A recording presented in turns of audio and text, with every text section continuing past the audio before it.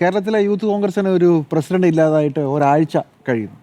സ്വന്തമായ ഒരു പ്രസിഡന്റിനെ തിരഞ്ഞെടുക്കാൻ പോലും പറ്റാതെ അങ്ങോട്ടും ഇങ്ങോട്ടും അതിനെക്കുറിച്ചുള്ള ആശയക്കുഴപ്പങ്ങളും തർക്കങ്ങളും അവസാനം നിർത്തിവെച്ചിരിക്കുകയാണെന്നാണ് കേൾക്കുന്നത്. സ്വന്തമായ ഒരു പ്രസിഡന്റിനെ തിരഞ്ഞെടുക്കാൻ കഴിവില്ലാത്ത ഒരു കൂട്ടം, ഒരു യുവജന സംഘടന. ആ സംഘടനയ്ക്ക് പക്ഷേ കൃത്യമായി കരിയോലൊഴിക്കാനും ഇത്തരം ഗ്വാഗ്വ വിളിക്കാനും ഒക്കെ നല്ല കഴിവാണ്. അപ്പോൾ നമ്മൾ ചോദിക്കുന്നു, നിങ്ങളിതിൻ്റെ ഔദ്യോഗിക ഉത്തരവാദിത്വം ഇത് ശരിക്കും നടക്കുന്നതാണോ? അപ്പോൾ ഷാഫി പറഞ്ഞത് ഞങ്ങൾക്ക് അങ്ങനെ ഒരു പരിപാടിയില്ല. പക്ഷേ നോക്കൂ, ഇന്ന് വൈകുന്നേരം തിരുവനന്തപുരത്ത് യൂത്ത് കോൺഗ്രസിൻ്റെ പേരിൽ മാർച്ച് നടക്കുകയാണ്. നാളെ ഞങ്ങൾ മാർച്ച് നടത്തുമെന്ന് ആഹ്വാനം ചെയ്യുകയാണ്. പക്ഷേ ആരാ നേതാവ്? ആരാ നിങ്ങളുടെ നേതാവ്? എന്താ നിങ്ങളുടെ പരിപാടി? പറയാനൊരാളില്ല.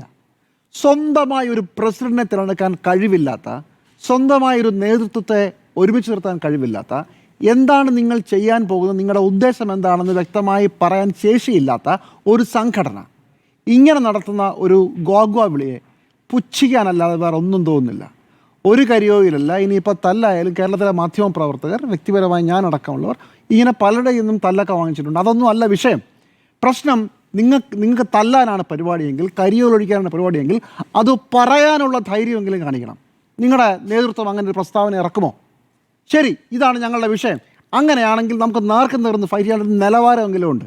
ഇതാ നിലവാരം പോലും ഇല്ലാതെ ഇരുട്ടിൻ്റെ മറവിൽ നിന്ന് കുറേ നേതാക്കളായിരിക്കാം ഫീഡ് ചെയ്ത് കൊടുക്കുകയാണ്. ഏതൊക്കെയോ സംഘങ്ങൾ പാവക്കൂത്തുകളെ പോലെ നിഴൽ നാടകം ആടുന്നത് പോലെ നിന്ന് കളിക്കുകയാണ്. എന്തിനാ ചെയ്യുന്നത്? ആര് പറഞ്ഞിട്ടാ? എന്താ? എവിടെയാ? ഒരു വിവരവുമില്ല. കേരള ചരിത്രത്തിലെ ഏറ്റവും നാണം കെട്ട പടിയിറക്കമാണ് യൂത്ത് കോൺഗ്രസിൻ്റെ അല്ല, ഏതെങ്കിലും ഒരു യുവജന സംഘടനയുടെ നേതാവ് പടിയിറങ്ങിയതെങ്കിൽ ഏറ്റവും നാണം കെട്ടതാണ് ഇതുവരെയുള്ളത്. അത്രയും വലിയൊരു നാണക്കേടുണ്ടാകുമ്പോൾ അത് മറികടക്കാനുള്ള നടപടികൾ എന്താണ് എടുക്കേണ്ടത്? നിങ്ങൾ കൃത്യമായി പുതിയൊരു പ്രസിഡന്റിനെ കൊണ്ടുവരണം. ഈ വിഷയത്തിൽ ഞങ്ങൾ എല്ലാ തരത്തിലുള്ള അന്വേഷണത്തെ സ്വാഗതം ചെയ്യുന്നു എന്ന് പറയണം. പുതിയ സംവിധാനം വരണം. ഇതൊക്കെയാണ് തലയ്ക്കകത്ത് ആൾതാമസമുള്ള ഏത് രാഷ്ട്രീയ പാർട്ടിയും ചെയ്തിട്ടുള്ളത്. യൂത്ത് കോൺഗ്രസോ അല്ല സ്ത്രീ വിഷയത്തിൽപ്പെട്ട് നാണം കെട്ടുള്ളത്. ഒരുപാട് പാർട്ടികളുണ്ടായിട്ടുണ്ട്. അവരൊക്കെ അത് എങ്ങനെയാണ് മറികടന്നതെന്നുള്ളത് ഒന്ന് ഓർത്ത് നോക്കിയാൽ നിങ്ങൾക്ക് കൃത്യമായിട്ട് മനസ്സിലാകും. ഒന്നുമല്ലെങ്കിൽ സംഘടനയ്ക്കകത്ത് ഒതുക്കാനറിയാം, അതല്ലെങ്കിൽ പരസ്യമായി പ്രസ്താവനയായി വരും, നടപടികളുണ്ടാകും. ഇതൊന്നും ചെയ്യാതെ എന്തൊക്കെയോ ബഹളങ്ങൾ കൂട്ടി ഓരോ ദിവസവും ഇന്ന് രാവിലെ എന്താണ് ചെയ്യാമെന്ന് ഇന്ന് രാവിലെ ആലോചിക്കും, നാളെ രാവിലെ എന്താ ചെയ്യുന്നത് അത് നാളെ നമുക്ക് ആലോചിക്കാം. ഇങ്ങനെ പോയി സ്വന്തം വില കളഞ്ഞുകൊണ്ടിരിക്കുകയാണ്. ആ സംഘത്തിൽ നിന്ന് വേറൊന്നും പ്രതീക്ഷിക്കുന്നില്ല. പക്ഷേ യൂത്ത് കോൺഗ്രസിൻ്റെ പ്രസിഡൻ്റല്ലേ പോയുള്ളൂ, സമിതി ഉണ്ടല്ലോ. ഈ സമിതിയിലെ നേതാക്കളോട് ഒരു ഒറ്റ ചോദ്യം: നിങ്ങൾ അറിഞ്ഞുകൊണ്ടാണോ ഇങ്ങനെ ഒരു പരിപാടി?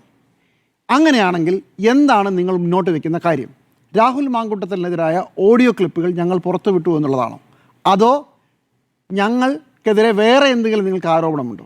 ഇനി അതല്ല, നിങ്ങളുടെ പേടി ഇനിയും ഞങ്ങളുടെ കയ്യിലുണ്ടെന്ന് നിങ്ങൾക്കും ഞങ്ങൾക്കും അറിയാവുന്ന ഓഡിയോ ക്ലിപ്പുകളും മറ്റ് തെളിവുകളും ഞങ്ങൾ പുറത്തുവിടും എന്ന് വിചാരിച്ച് നിങ്ങളുടെയോ നിങ്ങളുടെ നേതാക്കളുടെയോ എന്തെങ്കിലും സാധനങ്ങൾ ഞങ്ങൾ പുറത്തുവിടും എന്ന് പേടിച്ചിട്ടുള്ള മുൻപേയുള്ള അടിയാണോ? ആ പേടിയാണെങ്കിൽ ഞങ്ങൾ അതുകൊണ്ട് ഞങ്ങളെ തടഞ്ഞതുകൊണ്ടാവില്ല. ഇത്തരം തെളിവുകളും ഇത്തരം സാധനങ്ങളും വരേണ്ട സമയത്ത് കൃത്യസമയത്ത് പുറത്തുവിടാൻ ഞങ്ങൾക്കറിയാം. അത് കൃത്യമായ തെളിവുകളുടെ അഭാവം കൊണ്ട് മാത്രമാണ്. നിങ്ങളെ പേടിച്ചിട്ടോ നിങ്ങളോട് ദയ കാണിച്ചുകൊണ്ടോ അല്ല. കുറച്ചുകൂടി അതിന് വ്യക്തത വരാനുള്ളത് കൊണ്ടാണ് എല്ലാ കാലത്തും എല്ലാ മാധ്യമപ്രവർത്തകരും ചെയ്യുന്ന പോലെ ഞങ്ങളും അത് കാത്തുവെക്കുന്നത്. ഇതിലേതെങ്കിലും ഒന്ന് ആയിരിക്കാനാണ് സാധ്യത ഈ സംഘം ഇത് ചെയ്യുന്നതിൻ്റെ പേരിൽ. ഒരു കാര്യം വളരെ വ്യക്തതയോടുകൂടി യൂത്ത് കോൺഗ്രസ് പ്രവർത്തകരോട് പറയാൻ ആഗ്രഹിക്കുന്നത്, ഒരു വർഷം കഴിഞ്ഞ് ഇത് ചരിത്രം എഴുതുമ്പോൾ എങ്ങനെയാണ് ഇതിനെ രേഖപ്പെടുത്തപ്പെടുക?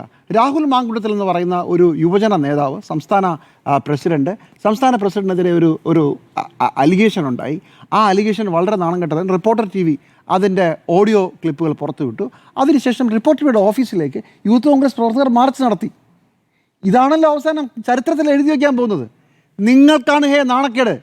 നിങ്ങൾ അവസാനം രാഹുൽ മാങ്കൂട്ടത്തിലിനെ പാർട്ടിയിൽ നിന്ന് സസ്പെൻഡ് ചെയ്തു. പാർട്ടിക്കാരനല്ല. അതിനു മുമ്പ് യൂത്ത് കോൺഗ്രസിൻ്റെ പ്രസിഡന്റ് സ്ഥാനത്ത് നിന്ന് കളഞ്ഞു.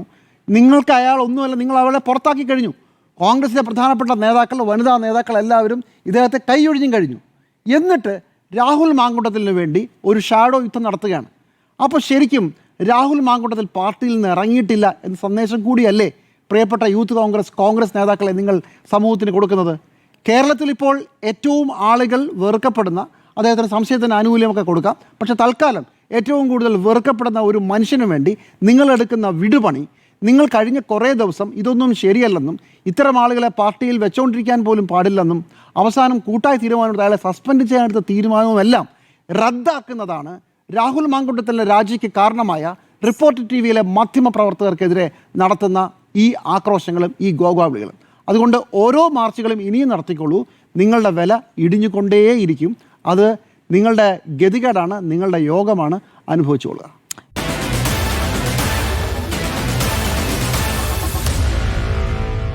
Meet the editors.